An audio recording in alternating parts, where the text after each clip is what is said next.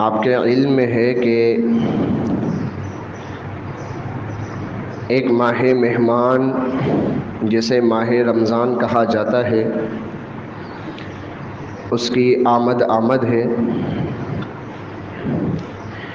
یقیناً اس بات میں کوئی غلو اور کوئی جھوٹ نہیں ہوگا کہ ہم میں سے ہر مسلمان اس مہینے کی آمد پر خوشی محسوس کر رہا ہو۔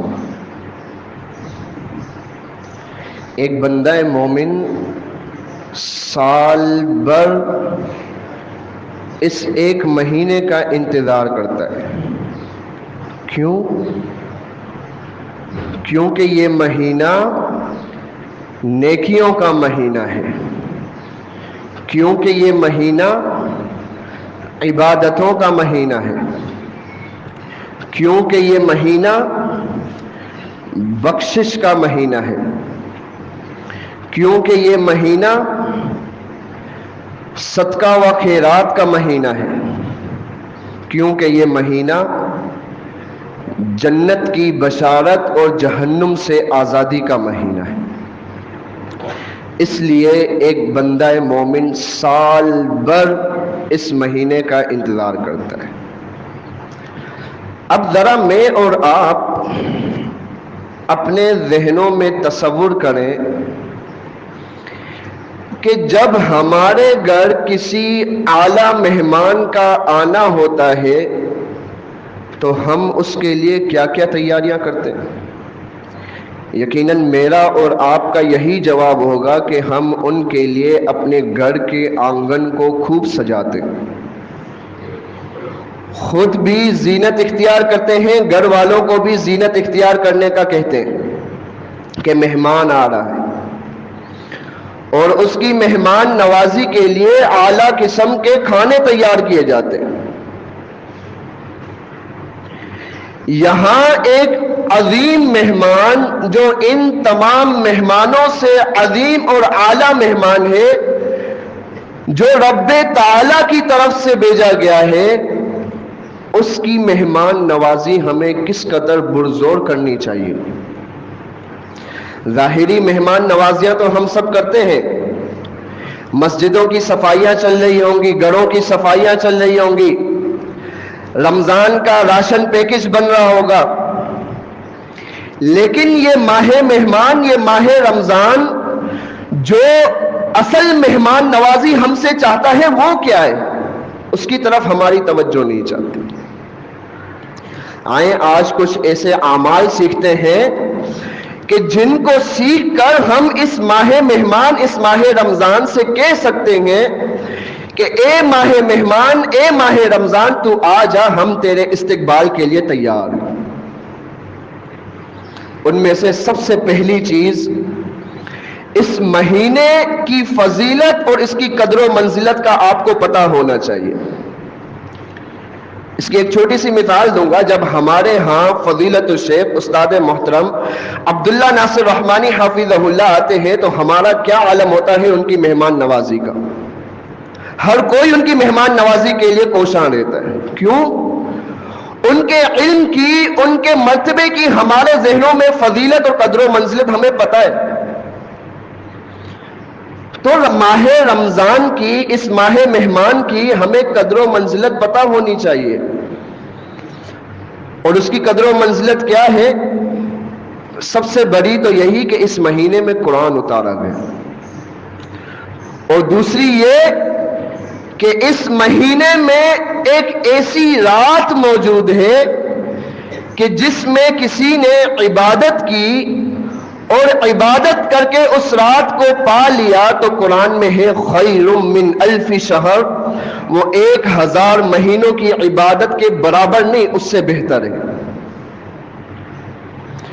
اس سے یہ ہرگز نہیں سمجھ لینا چاہیے کہ رمضان المبارک میں صرف ایک رات ہی افضل ہے، باقی پورا مہینہ افضل نہیں۔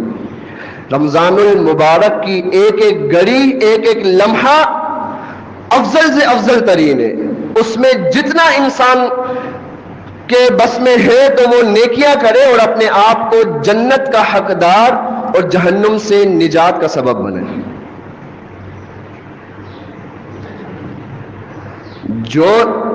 جس شخص نے اس مہینے کو پا لیا اور اس میں عمل صالح بھی کر لیے، صحیح حدیث کے مطابق وہ کل قیامت کے دن ایک اللہ کی راہ میں شہید ہونے والے سے پہلے جنت میں داخل کیا جائے گا۔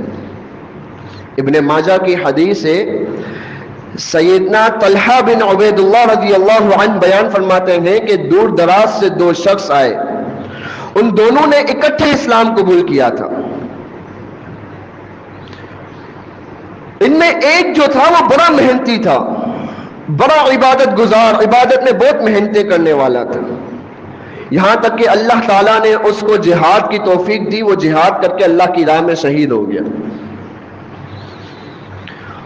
اور دوسرا جو ہے وہ اس شہید ہونے والے کے 1 سال کے بعد تک زندہ رہا اور پھر اس کا بھی انتقال ہو گیا۔ طلحہ بن عبید اللہ کہتے ہیں کہ میں نے خواب میں دیکھا کہ میں جنت کے دروازے پر کھڑا ہوں، اتنے میں نے ان دو شخصوں کو دیکھا۔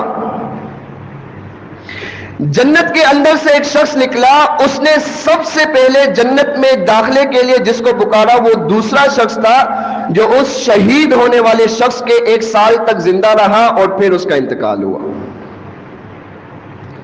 پھر وہ شخص دوبارہ جنت سے نکلا اور دوسرے شخص کو پکارا جنت کے اندر جو اللہ کی راہ میں شہید کر دیا گیا تھا، جو محنت کرنے والا تھا عبادت میں بہت زیادہ۔ طلحہ بن عبید اللہ کہتے ہیں کہ میں نے یہ خواب لوگوں کو صبح بیان کرنا شروع کر دیا، صحابہ کرام کو بیان کرنا شروع کر دیا۔ صحابہ کرام تعجب کرنے لگے۔ جب اللہ کے نبی صلی اللہ علیہ وسلم کے پاس آئے اور یہ پورا خواب سنایا تو اللہ کے نبی صلی اللہ علیہ وسلم نے فرمایا من ای ذالک تعجبون، تمہیں کس بات پر تعجب ہے؟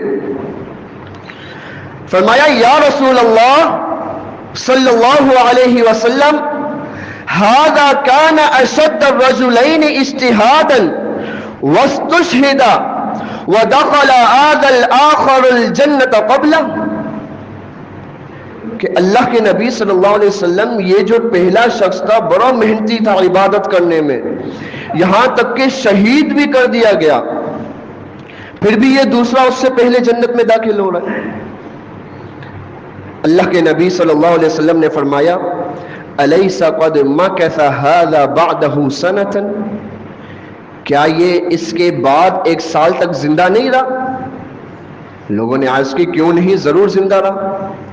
فرمایا وَأَدْرَكَ رَمَضَانَ فَصَامَ وَصَلَّى كَذَا وَكَذَا، کیا اس نے رمضان کا مہینہ پایا، اس میں روزے رکھے اور اتنی رکعتیں پڑھی اس نے؟ لوگوں نے عرض کیا کیوں نہیں، ضرور پڑھی۔ فرمایا یہی وجہ ہے کہ اس کے درجے کے درمیان اور اس کے درجے کے درمیان زمین اور آسمان کی مسافت سے بھی زیادہ دوری ہو گئی، کہ اس نے اپنی زندگی میں رمضان کا مہینہ پایا، اس میں عبادات کی، اور رمضان کے مہینے سے پہلے جو پورا سال تھا اس میں اس نے اس سے زیادہ نمازیں پڑھ لی۔ تو یہ ہے رمضان کے مہینے کی عادت بنا لیں کہ اے ماہ رمضان ہم نے تیری فضیلت پہچان لی، تیری فضیلت، تیری قدر و منزلت ہمارے ذہنوں میں آ گئی، تو آ جا، ہم تیرے استقبال کو تیار ہیں۔ دوسرے نمبر پر اپنی نیتوں کو خالص کر لیں، کیونکہ یہ اخلاص جو ہے یہ دین کا لب لباب اور نچوڑ ہے۔ اور اللہ رب العالمین نے بھی جو قرآن مجید میں ارشاد فرمایا کہ ہر عبادت میں اخلاص کا حکم دیا ہے، وَمَا أُمِرُوا إِلَّا لِيَعْبُدُوا اللَّهَ مُخْلِصِينَ لَهُ الدِّينَ، کہ انہیں نہیں حکم دیا گیا مگر یہ کہ وہ صرف اللہ کی عبادت کریں اور اس کے لیے دین کو خالص کرتے ہوئے۔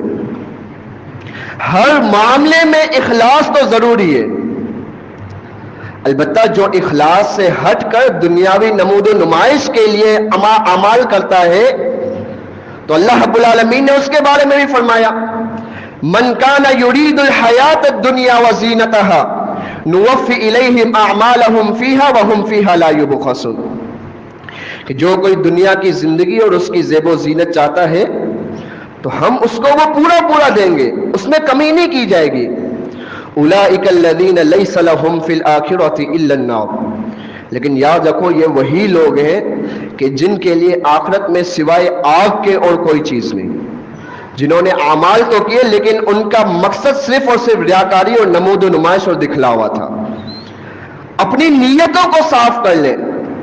اے ماہ رمضان، ہم نے اپنی نیتیں صاف کر لی، تو آ جا، ہم تیرے استقبال کو تیار ہیں۔ تیسرے نمبر پر اپنے دلوں کو صاف کر لیں۔ اس پر ہمارے ایک استاد محترم راشد استاد، وہ ہمیں ایک بہت بہترین مثال دیا کرتے تھے۔ کہتے ہیں کہ ایک کمرہ ہے، اس کے اندر ایک چوہا مرا ہوا ہے، آپ جتنی مرضی ہو اس کمرے کے اندر خوشبوئیں چھڑکے، وہ بدبو اس وقت تک نہیں جائے گی جب تک آپ اس چوہے کو نہیں نکالیں گے۔ وہ خوشبو اپنا اثر تھوڑی دیر تک رکھے گی، پھر وہ بدبو اس پر غالب ہو جائے گی۔ کب صاف ہوگی؟ جب آپ اس چوہے کو نکال کر باہر پھینکیں گے، اس کمرے کی صفائی کریں گے، تب جا کر اس میں خوشبو آ سکے گی۔ تو رمضان کی آمد سے پہلے اپنے دلوں کو صاف کیجئے۔ کن سے؟ حسد سے، بغض سے، عداوت سے، اللہ رب العالمین کی نافرمانیوں سے۔ ایسے پاک دل کے ساتھ اللہ رب العالمین کی طرف سے یہ جو مہمان آ رہا ہے، اس کا استقبال کیجئے۔ اور اللہ کے نبی صلی اللہ علیہ وسلم کی حدیث بھی ہے نا، الا وان فی الجسد مضغۃ اذا صلحت صلح الجسد كله واذا فسدت فسد الجسد كله الا وهي القلب، کہ خبردار جسم میں ایک ایسا ٹکڑا ہے، اگر وہ صحیح رہا تو پورا جسم صحیح رہے، اگر اس میں بگاڑ پیدا ہوا تو پورا جسم بگاڑ کا شکار ہوگا۔ الا وہی القلب، خبردار وہ جسم کا ٹکڑا دل ہے۔ تو اپنے دل کو ان گندگیوں سے پاک کیجئے اور ماہ رمضان سے کہیے کہ اے ماہ مہمان، اے ماہ رمضان تو آ جا، ہم نے تیری قدر و منزلت پہچان لی، ہم نے اپنی نیتیں خالص کر لی، ہم نے اپنے دلوں کو صاف کر لیا، ہم تیرے استقبال کو تیار ہیں۔ اور اس کے بعد چوتھے نمبر پر میں ان لوگوں کو نصیحت کرنا چاہتا ہوں، خاص طور پر اور عام طور پر سب کو، کہ جو آپ کے اس علاقے کے معزز ترین اشخاص ہیں، اور وہ یقیناً یہاں کے ائمۃ المساجد اور علماء اکرام ہیں۔ آپ سب جانتے ہیں یہاں پہ علماء کی ایک ٹیم موجود ہے، کہ رمضان المبارک کے جو احکامات ہیں، جو بنیادی احکامات جن کے متعلق اکثر لوگوں کو نہیں پتا ہوتا،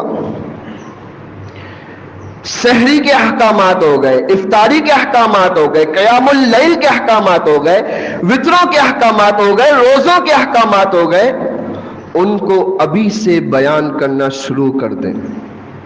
اور عام طور پر آپ کو اس لیے کہا کہ ان موضوعات پر چھوٹے چھوٹے کتابچے موجود ہیں، آپ ابھی سے ان کتابچوں کو خرید کر ان مسائل کو پڑھنا شروع کر دیں، تاکہ ہم ماہ رمضان سے کہہ سکیں، اے ماہ رمضان، اے ماہ مہمان تو آ جا، تو جو مسائل لے کر آ رہا ہے اپنے اندر، جو احکامات لے کر آ رہا ہے اپنے اندر، ہم نے وہ بھی سیکھ لیے ہیں، ہم تیرے استقبال کو تیار ہیں۔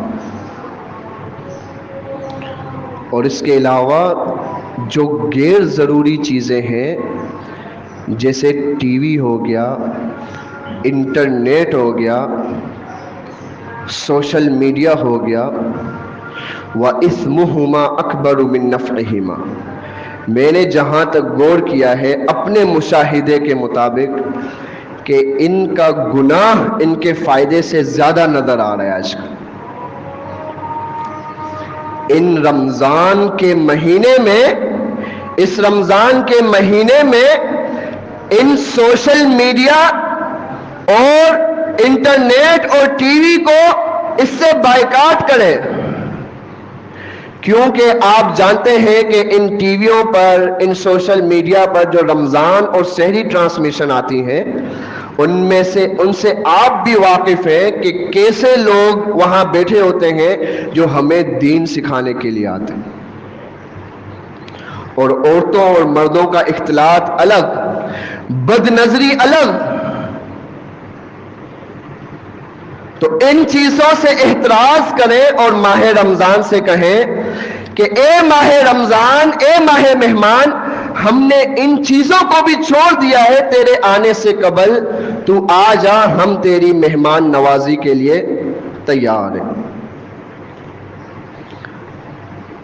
اور اسی طرح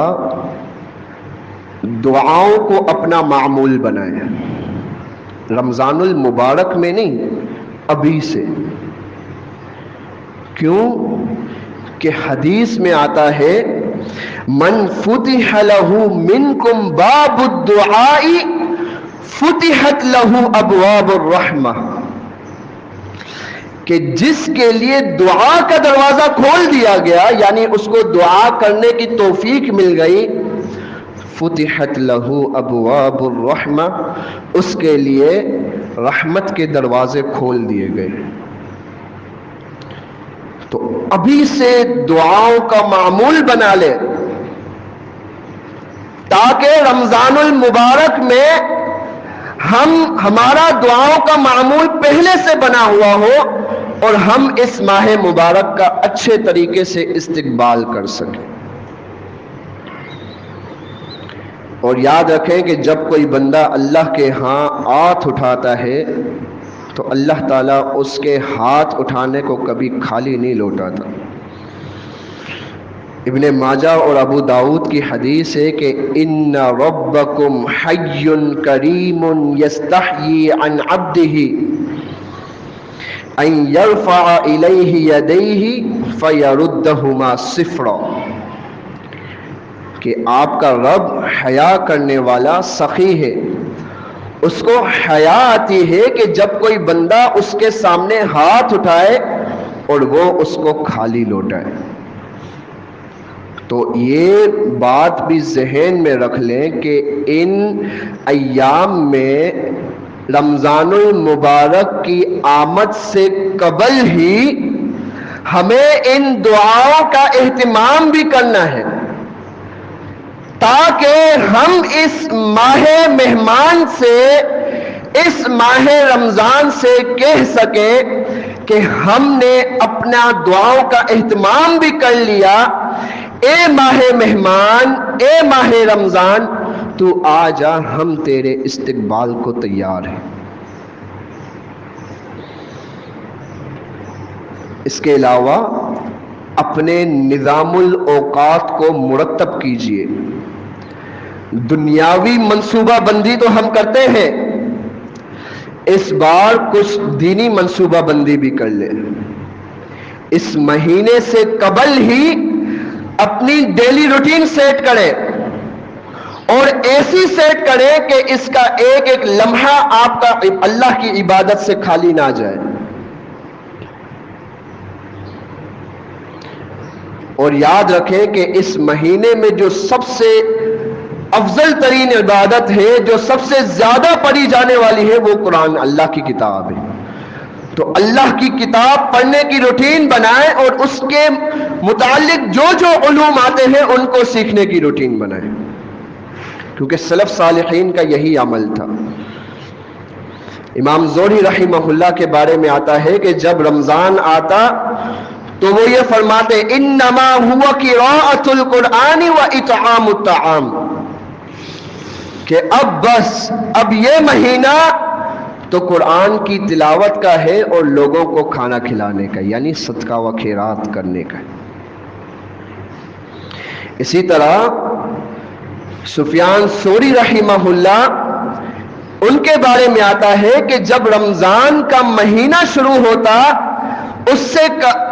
اس وقت وہ اپنے تمام دیگر وظائف کو چھوڑ دیتے اور صرف قرآن کریم کی تلاوت میں مشغول ہو جاتے. ہمارے سلف صالحین کا تو یہ عمل رہا ہے. کیوں نہ ہم بھی اپنے ان اعمال کو اسی طرح سے اس مہینے کے جو منصوبہ بندی ہے اس کو اسی طرح سے مرتب کریں. اور اس کے علاوہ جو دیگر آپ کی جو دیگر ضروریات ہیں جیسے شاپنگ کرنا یا اور کوئی بے فائدہ جو آپ کی مجالس ہیں ان سے احتراز کریں اور شاپنگ وغیرہ وہ رمضان سے قبل کر لیں.